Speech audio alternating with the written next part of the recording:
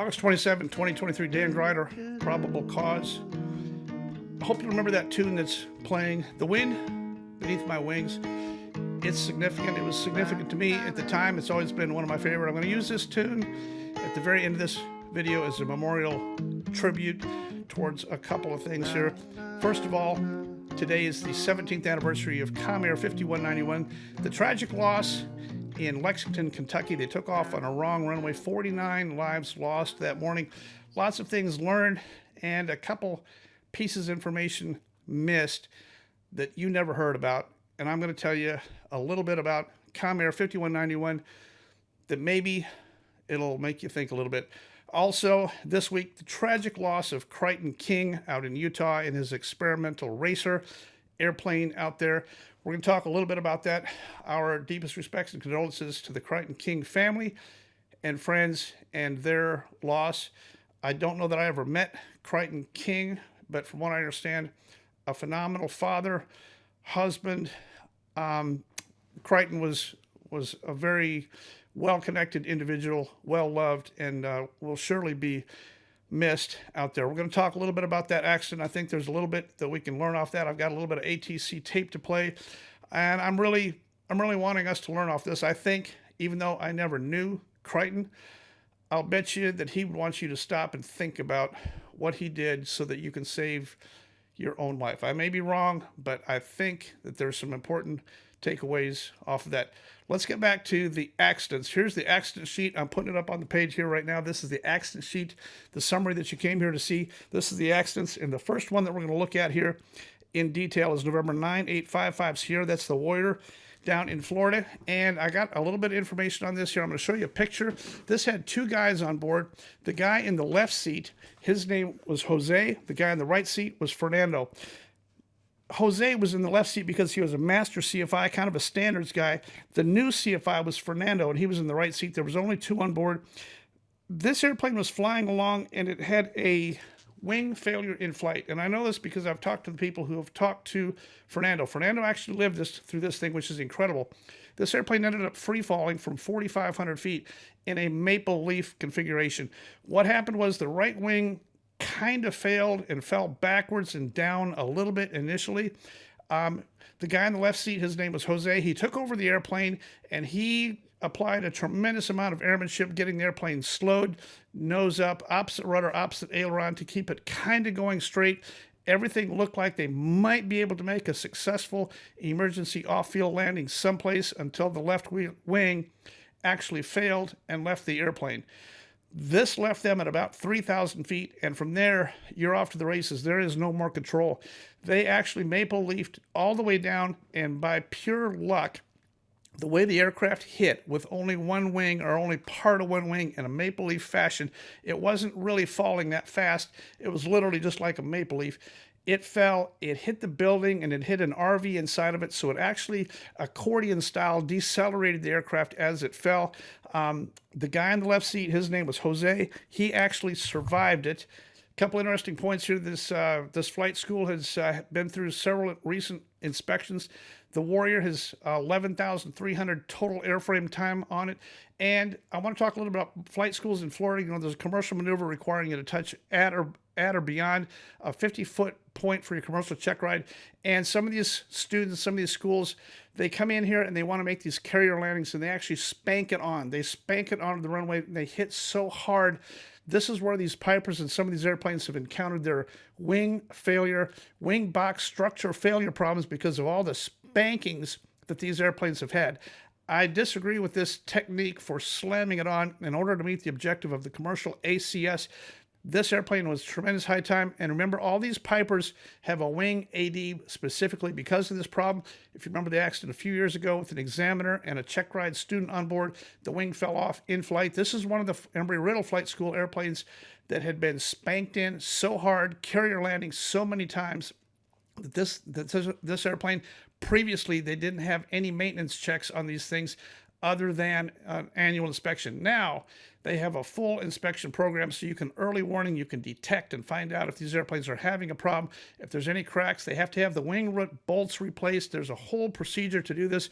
We should have had it prior to that, but they didn't. I don't know the status on this particular airplane, but an amazing freak chance of nature, the way this airplane fell, and the guy in the left seat is going to live to fly again. Totally amazing, and our deepest respects and condolences to Fernando and his family. He did not make it, but that was the only two on the airplane. This was a training flight to train. This is a CFI training a CFI on a standardization flight on how to be a better standardized CFI. Now, you know, the report is out on the MiG-23 in Michigan. I called it like I saw it on my last report. I don't understand how come these air shows can have two people flying around in a live pair of ejection seats where anybody can pull the handle. I initially thought that it was the PIC who questioned whether or not he had thrust and elected to punch early. Not true. Come to find out, he was giving a ride. The backseater, still unknown. I think I know who it was now. I'm not going to name names, but I think it was a YouTuber, is my best guess as of right now. I think the backseater pulled this handle early because he was scared and he knew that they did have a thrust problem. What they really had was an afterburner that would not light. They probably could have made it back to the airfield, no problem. But the backseater, I think he freaked out. He pulled the handle. All that's in the NTSB preliminary if you want to go read it. This brings into the question air shows, ejection seats, Warbird, jet Warbird aircraft, and who's qualified to fly them. I want to go back and review the accident from 51 years ago, Sacramento, Farrell's Ice Cream. Let's take a look at this clip. What this was a very unqualified guy who was not supposed to be flying that jet, was not qualified to fly that jet, had very little experience in it. He tried to make a takeoff in his jet. He was in the air show. The jet never made it airborne, and it crashed into Farrell's Ice Cream. The problem was there was birthday parties going on. 23 people died in that accident. The pilot plus 22 inside the building, mostly children eating ice cream during birthday parties, were burnt alive inside of that. Some things came out of that accident. The FAA said never again on several things. I'm not sure that they've actually kept up with what they said that they would never do again. But endangering the public on these things is a huge concern. These old Warbirds, especially the ones with ejection seats, if you're going to fly an old Warbird that has an ejection seat, you have to be man enough to fly that airplane towards an unpopulated area before you pull the handle.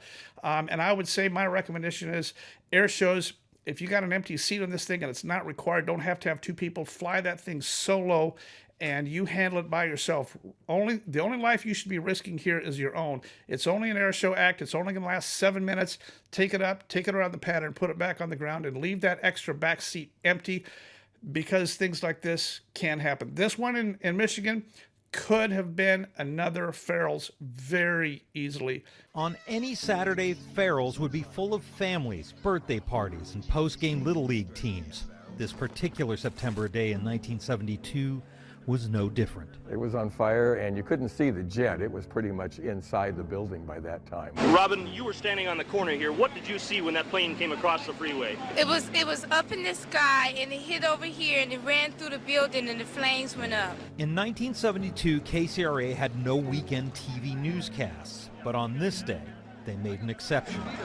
Just a week into his job, Dan Shively was told to head to the hospital with a KCRA TV camera. There he found two survivors, two kids. Started coming out of the wall, and everybody just ran out, and apparently it was a plane crash. Somebody had come in, and I mean all the way, the whole plane came in and everything just crashed. Did you see the plane yourself? I didn't see it, it was behind us and I didn't turn around. What happened then? I just grabbed a baby, because there were 9 of us, 2 twins, 3 years old, and I grabbed one of them and just got out of there. Did you walk out of the building on your own power, or were you carried out? I walked out on my own. The firefighters did what we do. They went in, rescued people, they put out the fire, but then realized the problem that we had no burn care. With no burn unit, severely burned patients ended up having to go to San Francisco or Los Angeles for care. In the end, 23 people died in this crash. 12 of them were children.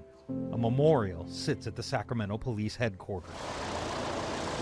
But there was good that came out of this tragedy. It changed the way the operations were at the airport here. The FAA changed rules governing ex-military jets flying over neighborhoods.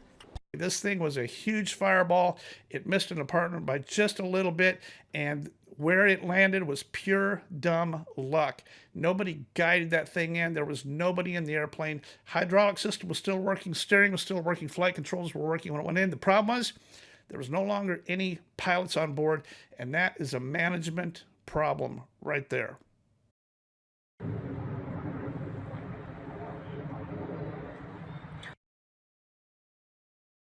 Сбили, бабахнуло в 2 раза, взорвалось, падает.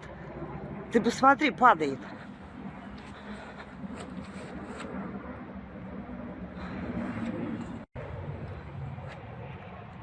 Бабахнет. Куда упал? Вон тут куски летят. Где упал? Пошел какой. А там вон куски летят еще. Смотри, какой клуб. Поднимается. Меня аж трясет. Где это?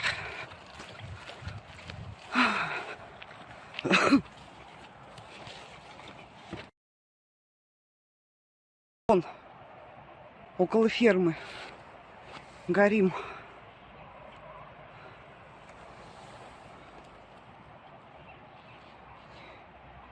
Не пойму, у фермы нет. Это крылья, думаешь? Вон там движок.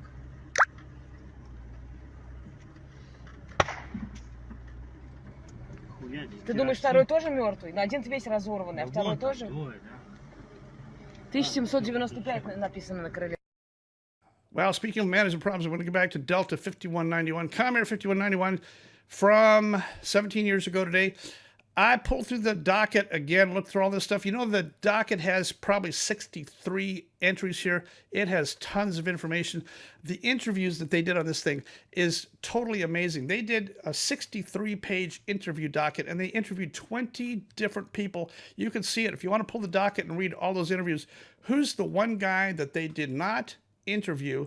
Well, I'm going to put it on the screen here for you. His name was Christopher Damron. He's the guy operating the tower that morning, your tower operator, alone in the tower. What was he doing when Comair taxied out? There was only one airplane taxiing. There was only one guy in the tower. Chris Damron was not doing his job. He was looking away, looking down, not paying attention. I think, the rumor is, I think he was on his cell phone. That was the rumor at the time, and the FAA never interviewed him. NTSB never interviewed him. They required him to make a statement, so he turned in a one-page statement. I'm putting it on the screen right here. This is absurd. He types out a non-certified statement and signs his name to it from the Holiday Inn Express at the Lexington airport about 6 weeks later, and all it says is, I did not receive or make any telephone calls 30 minutes before nor 30 minutes after the time of the accident on August 27, 2006 from a cellular telephone. He's already been asked about this. They know it. How come he didn't get interviewed? How come he didn't get a deposition? How come he didn't get put in the hot seat to ask? How come they didn't pull the phone records on this? I think if they'd done their due diligence, I think you would have found that Mr. Christopher Damron was talking on his cell phone, obviously not looking. There's only one airplane moving. He could have stopped that airplane when it turned wrong, when it made the wrong turn. He could have stopped it when it was lined up. He could have stopped it while it was rolling. Never saw it. And that's what happened.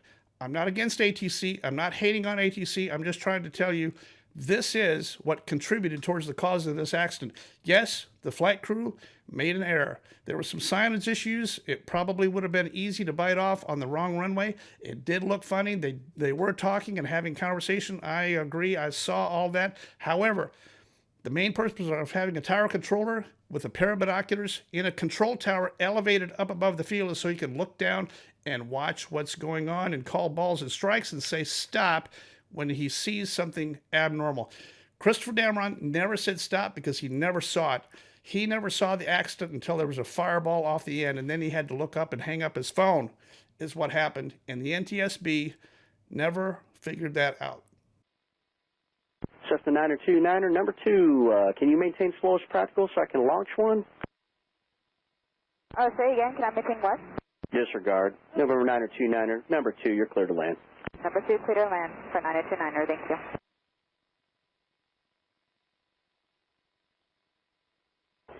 Niner 29er, I need you to expedite now, ma'am. Alpha 5 exit there, ground point 4.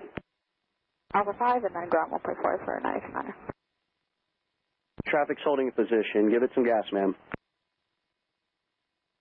296, frequency change approved. Alpha 2, I need you to go to Alpha 4, or Alpha 6 rather. We had a runway excursion. Looks like there's a Cessna that missed Alpha 5. They're at Alpha 6 now. I just need you to come out there and check on them. Scout Gate Sierra Yankee, make a left 360 and then continue downwind. Making a left 360, then yeah, they're the Cessna Alpha 6. 7 Pop Alpha, enter right downwind, start your turn Give me now. the call sign. Start turn now, right downwind. Yeah, for the Cessna Alpha 6, that's me. It's a 929er. I missed Alpha 5 on the way out because they were telling me that someone was right behind me. Yeah, I know. Speaking of ATC, I'm going to play the tape. This is a girl in Florida. She's making a takeoff. She's a student pilot, low time. She brings it around, and I listened to the whole tape. They have flustered her, which happens a lot, and it's okay. Very busy airport, very busy airspace. The ATC, they rattled her cage a little bit. Now she lands, and they tell her she's got traffic behind her. They got traffic in position to hold. They got traffic on final, and they want her to go, go, go, go, go. I want you to listen to this tape. This is not in chronological order of time. I've sliced and diced this tape in the essence of time just so you can hear the transmissions. I'll save a copy for the whole thing in real time if you want to hear that at some point. I've got the ground and control tower tapes superimposed and stacked in stereo so you can hear exactly who was saying what, and that's very interesting. But the bottom line is this control tower operator tells her to expedite, and then he says, ma'am, something to the effect of, you got to get on the throttle, you got to give it some gas. 929er, I need you to expedite now, ma'am. Alpha 5 exit there, ground point 4. Alpha 5 and then ground 1.4 for 929er. Traffic's holding a position. Give it some gas, ma'am. That's a controller trying to fly the aircraft for the pilot. A controller cannot tell me what to do with my throttle, flaps, landing gear, or any control position. He can't tell me to add throttle or take away throttle. He can't tell me to add spoilers or take spoilers away. He can't tell me to give it throttle. He can say expedite. That's about as far as he can go. Operation of flight controls in the aircraft are a pilot function. ATC cannot tell you what to do. This accident, this girl landed. She got excited. ATC said to give it the gas. She gave it the gas. Guess what she did? She ran off the runway excursion off into the grass. Everything's okay. She didn't get killed. Disabled the airplane, hurt the airplane, bent the airplane. They had to stop operations, come out and tow her out. I feel very sorry for her. She said very clearly on the tape, she said, yeah, I was pushed. The guy was telling me, go, go, go. ATC, I think you should be a little bit nicer to those people. Build in some extra space if you need to, but recognize the student pilot. Don't push them and give them time to clear the runway. You guys, if you're flying your airplane, when you get clear to land, you are clear to land. You land your airplane, you stay on the center line, you control your speed, you exit when it's time to exit, under control and in your own timing. Do not listen to ATC cramming you to exit, because that's where an accident's going to happen. And guess what? They're going to say it's your fault. You land the airplane.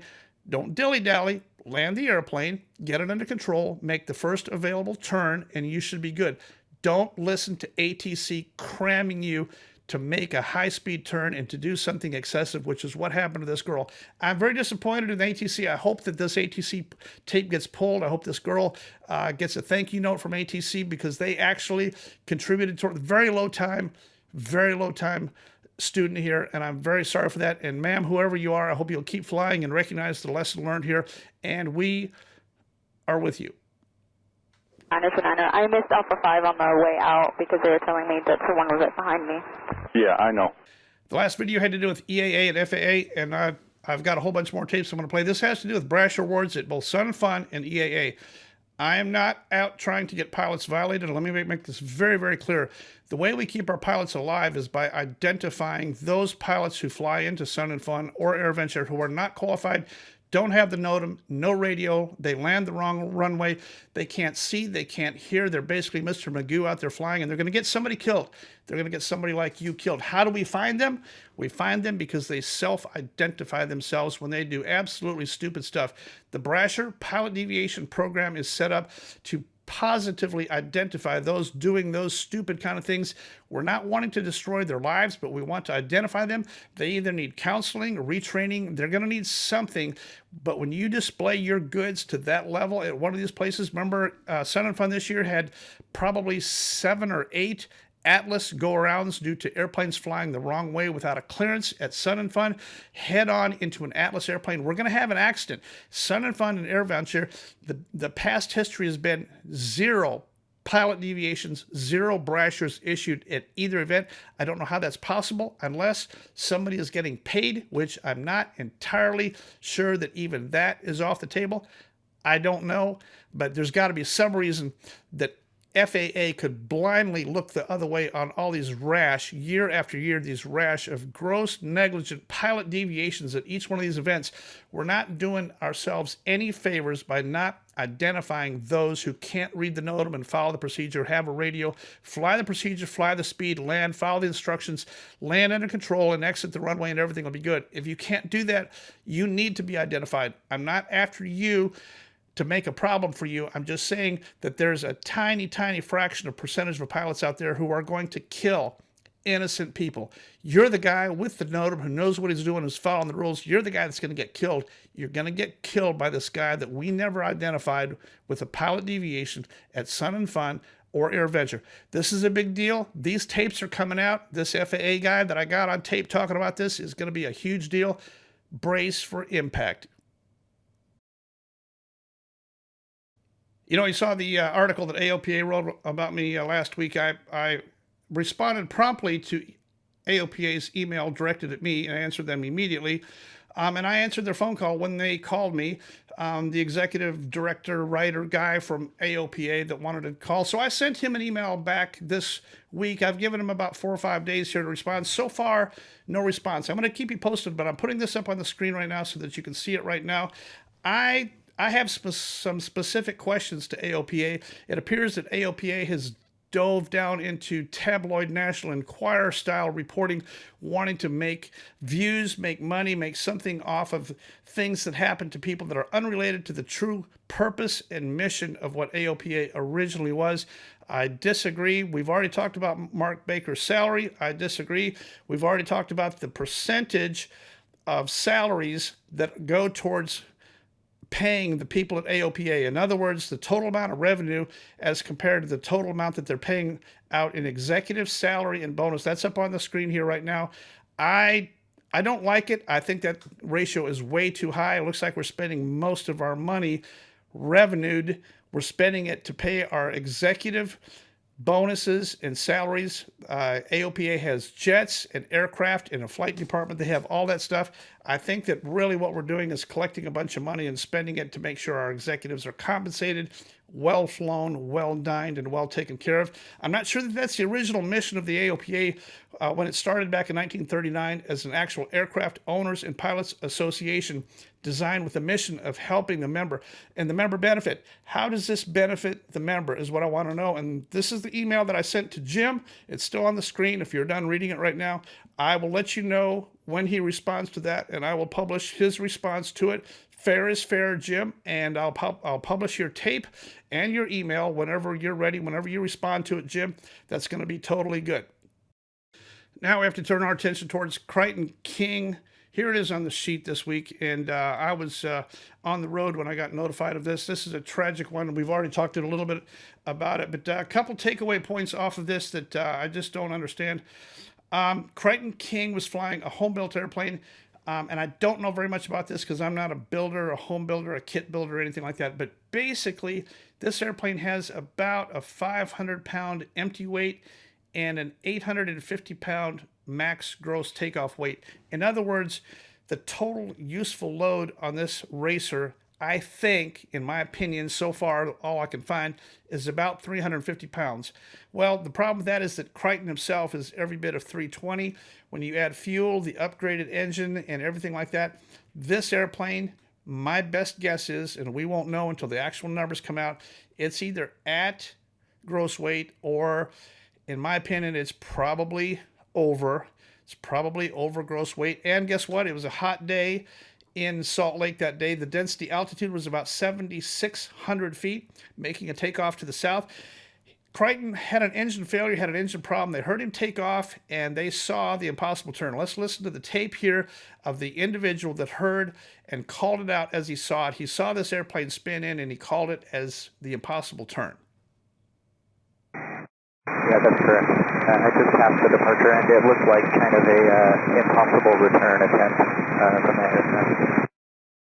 So now we're back to this thing called the impossible turn. Why do we call it an impossible turn? Well, really, actually, it's mostly impossible.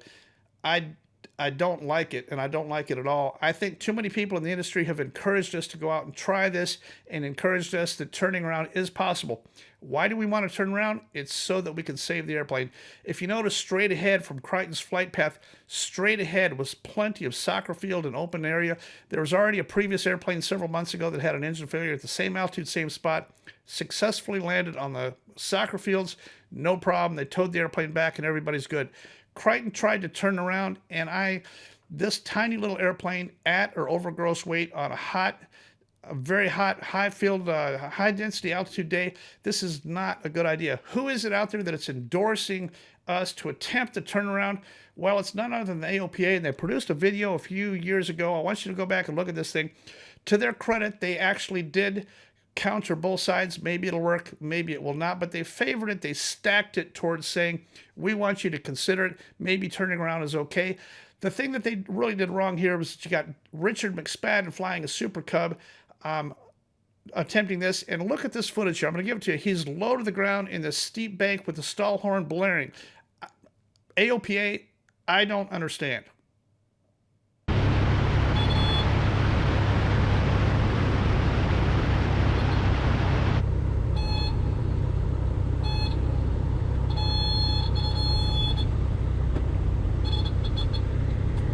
I'm specifically telling you, don't go out and replicate that. That angle of a bank, that low to the ground with the stall horn blaring is not recommended, should not be recommended by AOPA. In the Bonanza, look at this. They want to rack this thing over to a 45-degree bank in the attempt to try to turn this around. Well, first of all, I don't recommend a 45-degree bank. If you have to turn this thing at a 45-degree angle of bank, you have something else wrong. Straight ahead or slightly left or slightly right is probably your better effort here. Airspeed's alive.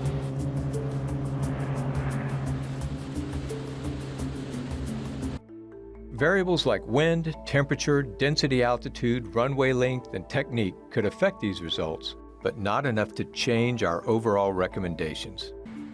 Our takeaway is that turning back is a viable option for certain aircraft in the right conditions, flown by proficient pilots who train for the maneuver. They're recommending that it might be possible to turn around when they want you to think about turning around. I'm recommending that you mostly think about going straight ahead, unless you got a lot of altitude and this is money in the bank and you can definitely do it. I don't think turning around, it's called the impossible turn. Creighton King tried to turn around, and this is what happened. Here's the impact point. I'm going to show you some video here. Here's the impact point of where he hit going across the street. His impact point was definitely from south to north. These are his dig marks in the pavement. As he skid across here, it actually ejected his body out of the aircraft. A violent way to die and not good because he tried to turn around. I'm only telling you that because I don't want you to try to turn around. All right, I got one other one we got to talk about real quick. Alaska 1288. It's a 121 accident, and I try to stay out of the 121 stuff. But Blanco did a video on this.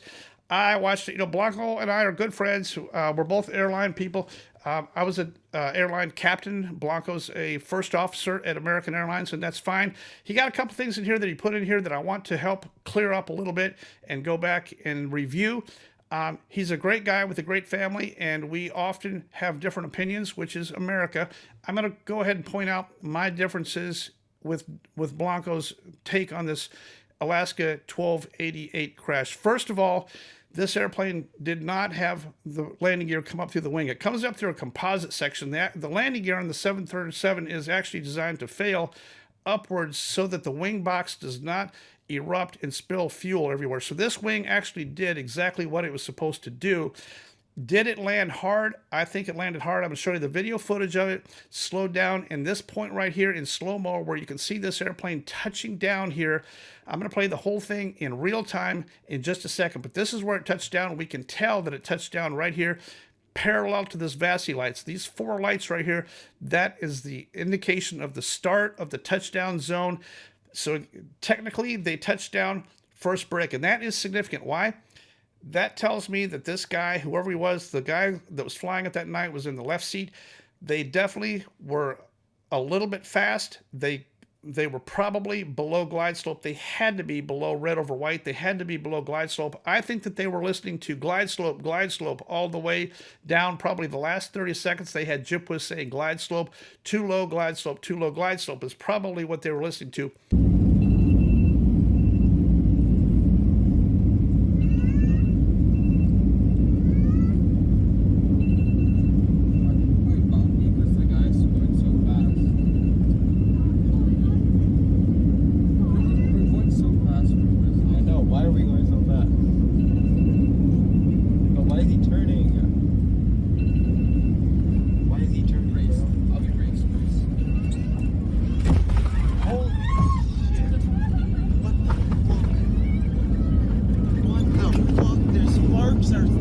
We won't know till they pull the tape, but they definitely touched first brick. The actual intended touchdown point is way on down the runway. You're supposed to make a stabilized approach.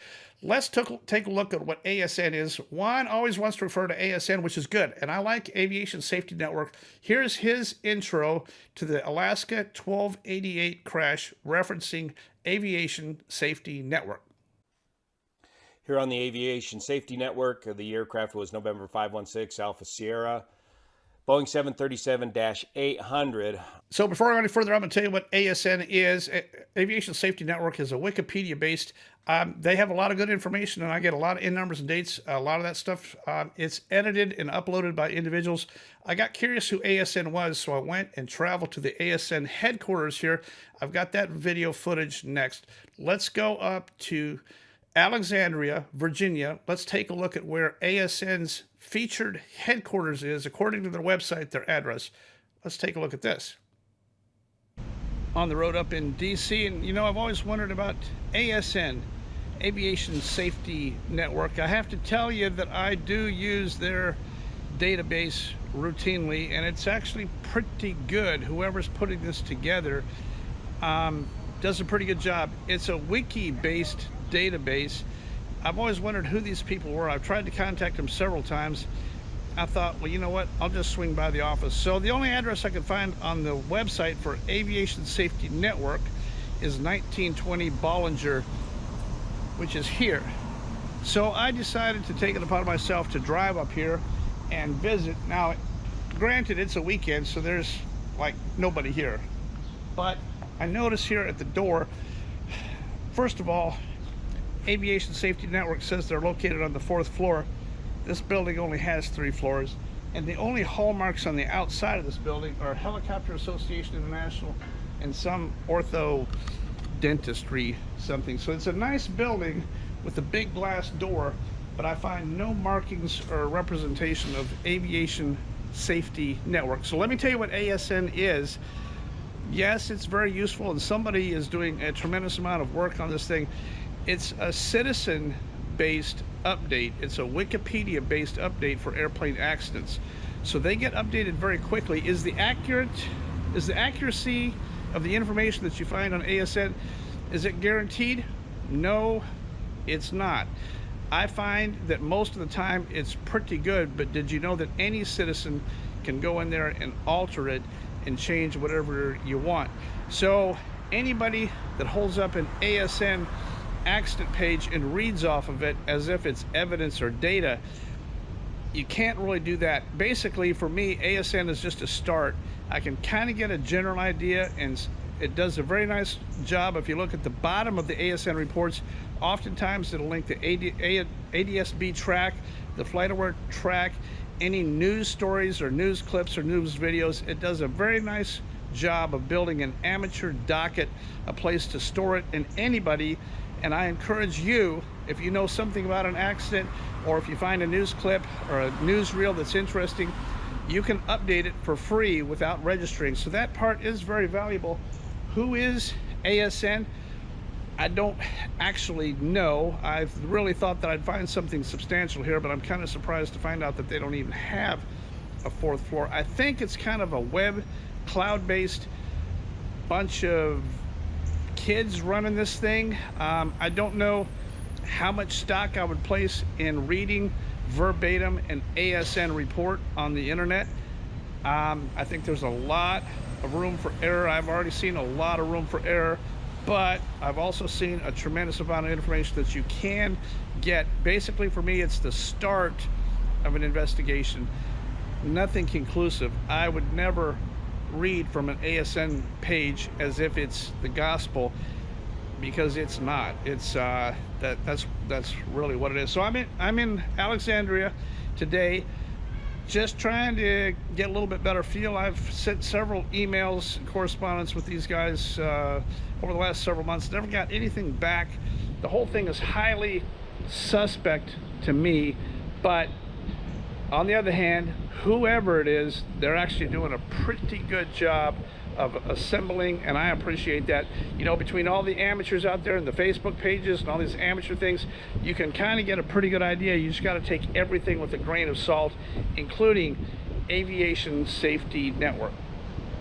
So I want to point out that I'm a fan of ASN. Whoever those guys are, I'm not really sure, but they actually do a pretty good job of keeping a wiki base of all this kind of stuff in order, and I do appreciate that. There's some funny stuff on here. My point is, we can't really trust very much on there. I mostly use it for the news clips and the links and the ADSB links that are on there. They're doing a great job, and I definitely appreciate it. ASN, Aviation Safety Network .net is their website, so you can check them out. Now, at about 4 minutes into Blanco's video, he goes to talking about this landing gear that's about ready to fail, and I totally disagree with this, Blanco. This landing gear is not about ready to fail.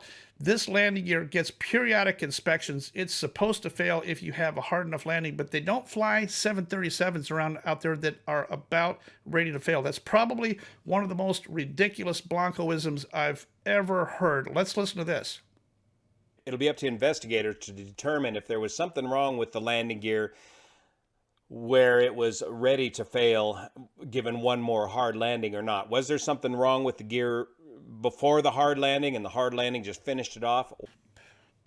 I think that all that happened was these guys had get-there-itis. They ducked down below glide slope and they drove it in. Blanco calls it spanking it in.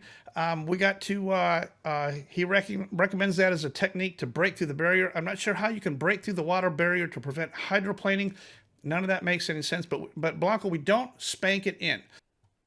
Because the runway at John Wayne is only 5,700 feet long, this crew needs to, every air crew needs to spank it down on the runway within the first 1,200 feet or so of runway. And with these rainy conditions, hydroplaning being a possibility, it's best if you spank it down kind of hard on the runway to break through the moisture. We fly a stabilized approach, a normal flare to a normal runway. If you can't do that, if conditions are such that you can't do that, you're a go-around and you're a divert. You got to go somewhere else. You can't rely on pilot technique and endorsing the concept of touching the first brick, slam it on carrier style, and spank it down hard. We can't do that. I'm really surprised that American Airlines is allowing you to say such stuff on the internet. Don't do that at American Airlines. This is an airliner. We don't spank it down hard, and I don't recommend that you recommend that we spank it down hard. Fly a normal stabilized approach. The autopilot will, in fact, work all the way down. Fly a normal stabilized approach, and if you can't do it within those parameters, you're definitely a go-around and a divert, and that's all there is to it. This is how accidents happen. The choice to divert to that airport, or to go to that airport arriving after hours, the control tower is absolutely vacant at their arrival time, which made a huge problem. It took a total of 1 hour and 15 minutes to get the last person off. That's because they couldn't even find any air stairs at that time of night. They weren't on fire, so everything was cool. They were just disabled. They were able to barely clear the runway. The whole thing smells of bad setup. I'm waiting to see the CVR and the NTSB initial, but this whole thing smells of get-there-itis and not. This was a very, very, very good captain. He was good with that 7.3. He could touch on speed first brick, and boy, he did. When he got down there, he drove that thing in there, and the gear did what it was supposed to do. It failed upward to the composite. It did not cause a fire, and that's what you get. Another person out there, Captain Laura Savino, has a new YouTube channel. She just did a video on. I saw it yesterday. I actually contributed a little bit of music at her request for her channel. I hope you'll check out Captain Laura Savino. She just did a video on this subject as well. That's kind of where I got interested in adding on to it once I saw that pop up and see kind of the take that she had, and I kind of agree with almost everything that she's got in that video. Let's move on to the next one. So I'm going to put this graphic up on the screen here, and this is what we got so far for the month of August. We've already talked about the November 6161, the RV-14A. That was definitely intentional, low-level aerobatics, Greg Bierman. The Bell 47 hit the power lines, 2 of them in a row. The Petrel in North Carolina, that's the float plane 239 Whiskey Delta, hit power lines. Jeff Cooley, age 63. And then the next one, November 9855 Sierra, that's the PA 28161. That's a Warrior down in Florida. That's a wing fail, probably wing bolt something. Fernando was the guy flying it. I don't know how old he was. The next one in Minnesota, I have very little information on this other than it was a powered parachute. It went in Lake Superior and the guy died. Denny Pekacek, age 73. We don't know if he got lost or an engine failure. We don't really know how that whole thing happened. I don't know that they've actually recovered the machine yet or not. And then 35417, I now have the information on that. That's a Piper J5. It happened in Wisconsin. Bruce Flannery, age 78, landed. It was a normal landing, they say. Should have been survivable. No shoulder harnesses. He flipped over, and the people that I talked to that told me he had severe head injuries. I think this is another shoulder harness situation. Won't know until the NTSB initial comes out and tells us that, or maybe they'll hold that information close to vest until they reproduce their final on it. But remember the shoulder harness thing, especially these Cubs and high-wing tailwheel airplanes. You really should have a shoulder harness. Some of you guys doing this crazy backfield stuff probably ought to have a helmet and shoulder harnesses and knee pads out here doing this kind of stuff. You can definitely whack your head here on the panel, and I think that was all it wrote for this guy from Michigan, 78 years old. We're very sorry for this loss. Very unfortunate, because just a bad landing gone wrong. The airplane flipped over upside down. I don't think that there was very much actual damage to the aircraft in this case. The next one is the C-99. This is not really a Part 91 general aviation thing. This is 55 Romeo Papa. Jim Kegel, age 69, and he's out there doing flight training for a new hire in that Beech 99. It's a turboprop. No idea what happened on that one out there. Probably get some more information this week on that. The ADSB is suspect to me. I'm not sure what that means or how that could have happened. And then the very last one, Creighton King. We've already talked about it. The impossible turn. He proved it was impossible, and we're very, very sorry for that. I'm going to get out of here. I'm going to get this song up and on here. I got a memorial to this. Remember, I am a solo, one act, one guy. Your donations towards my effort, $1 or $2 is all I ask. Pilots are cheap. Very few people actually do it. There are some people that have donated $3 and $5 and occasionally $10, but it's not a lot. If you can donate $1 or $2, if you can recognize that the amount of effort that I put into, I've given you the tapes, the pictures, and the information, and I've spoken truthfully to you to tell you exactly what my opinion is on how you can better stay alive. This is how you tip your YouTuber. $1 is not a lot to ask, and it's electronic, and if you give me $1, it goes straight to me, and I very much appreciate that.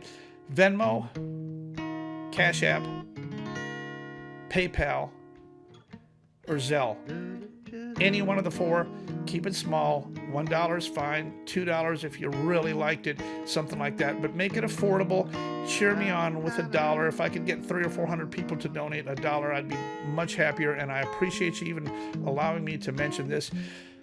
You are the wind beneath my wings. Here's the memorial to this, and I'm going to get out of here and get this thing up and on the air. And I sure appreciate you following along for my tiny little itty-bitty fledgling YouTube channel. Dan Greider. Probable cause. Did you ever know that you're my hero? You're everything I would like to be.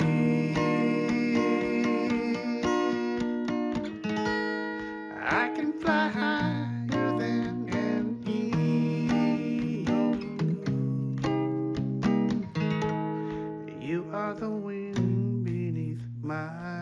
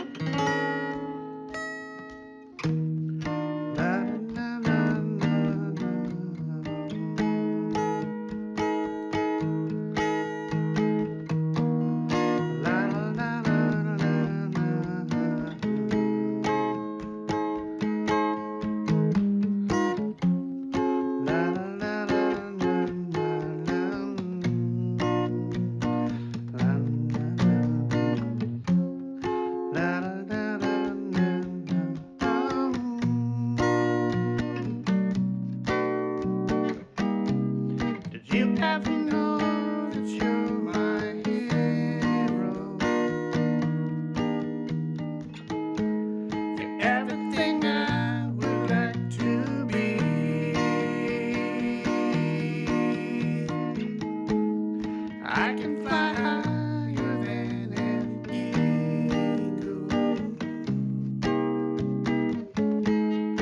You are the wind beneath my